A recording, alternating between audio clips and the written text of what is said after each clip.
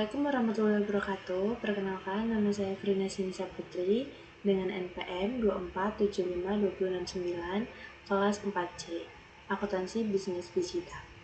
Jadi, di sini saya akan mempresentasikan hasil dashboard saya dengan menggunakan Microsoft Power BI. Nah, tujuan saya menggunakan Microsoft Power BI ini adalah untuk memudahkan dalam memvisualisasikan dari tabel menjadi berupa chart-chart yang memudahkan dalam visualisasi data. Nah, di sini saya menggunakan beberapa chart untuk memudahkan dalam visualisasi data tersebut. Yang pertama, saya menggunakan chart card. Jadi, saya menggunakan chart card karena memudahkan untuk mengetahui seberapa besar jumlah atau total dari masing-masing kategori produk, dari channel penjualan, dari cabang, dari antar cabang, seperti itu. Nah, untuk kopi kita sendiri itu memiliki total penjualan bersih sebesar 12 juta, memiliki laba kotor 5 juta. Ini saya juga menggunakan chart card. Dan margin laba kotor 0,41 atau 41%. Ini saya juga menggunakan chart card. Lalu ada total transaksi 360 transaksi. Ini juga saya menggunakan chart card.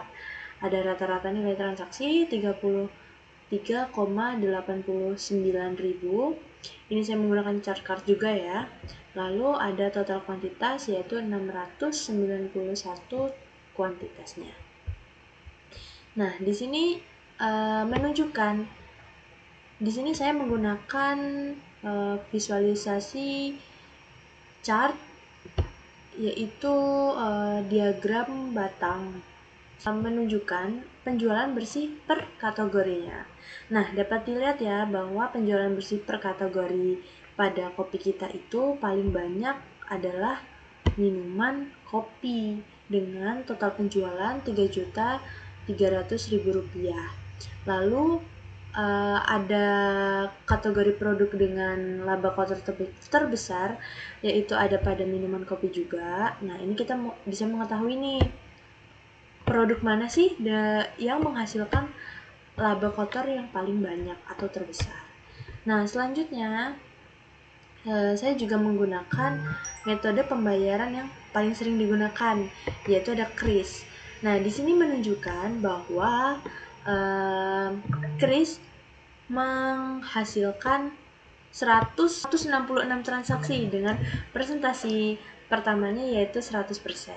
Lalu ada kontribusi channel penjualan terhadap total penjualan, yaitu paling banyak itu ada di outlet sebesar 5.060.500.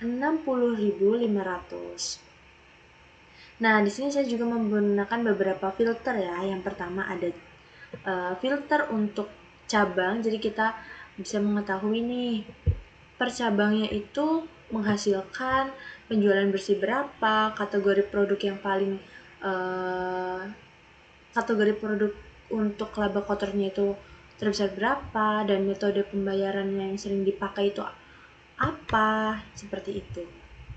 Nah, next, saya di sini juga menggunakan line chart karena saya ingin mengetahui nih tren penjualan bersihnya per bulan itu bagaimana. Ternyata di sini menunjukkan bahwa adanya kenaikan dan penurunan dari total penjualan bersihnya, yang mengartikan bahwa kopi kita harus bisa lebih efisien terhadap penjualannya, seperti itu. Nah, di sini saya juga menggunakan diagram. Nah, diagram lingkaran ini saya gunakan untuk mengetahui antar cabang itu total penjualannya yang paling besar dari cabang yang mana gitu. Nah, ternyata di sini menunjukkan bahwa total penjualan bersih itu paling banyak ada di cabang Kota Bandar Lampung. Nah, di sini saya menggunakan diagram pie chart. Nah, pie chart ini saya gunakan untuk mengetahui promo paling efektif yang meningkatkan penjualan itu apa ya. Nah, dari hasil atau dari chartnya menunjukkan bahwa jenis promo tanpa promo itu malah lebih dominan gitu daripada yang lainnya. Tetapi seperti promo seperti diskon lalu voucher itu masih bisa membantu atau menunjang si penjualannya tersebut. Nah, di sini saya juga menggunakan chart peta pohon. Nah, di sini saya tuh menggunakan chart ini untuk mengetahui berapa sih kontribusi produk terhadap total penjualan bersihnya. Nah, ternyata dari sini saya bisa mengetahui bahwa paket hemat ngopi ini sangat berkontribusi terhadap total penjualan bersih dengan dengan total penjualan bersihnya itu sebesar 2 juta. Nah, lalu disusul dengan es kopi susu gula aren, matcha latte, roti bakar, dan lain sebagainya. Itu. Nah, berdasarkan dashboard yang sudah saya buat menunjukkan bahwa kopi kita itu sudah sangat baik dan kita juga dapat mengetahui penjualan bersih per kategorinya itu produk apa,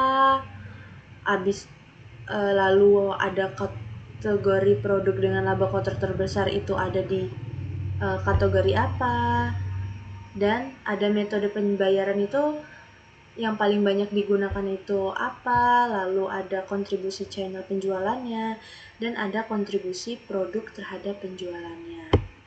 Nah, jadi dapat disimpulkan bahwa minuman kopi itu sangat mendominasi penjualan bersihnya, dan kita dapat mengetahui juga bahwa kris itu merupakan metode yang paling sering digunakan, dan kita juga dapat mengetahui kontribusi paket ngopi ini merupakan kontribusi dari produk yang sangat tinggi terhadap penjualan bersihnya. Nah, sekian presentasi yang dapat saya sampaikan, kurang lebihnya saya mohon maaf. Terima kasih, saya akhiri. Wabillahi taufiq wal hidayah. Wassalamualaikum warahmatullahi wabarakatuh.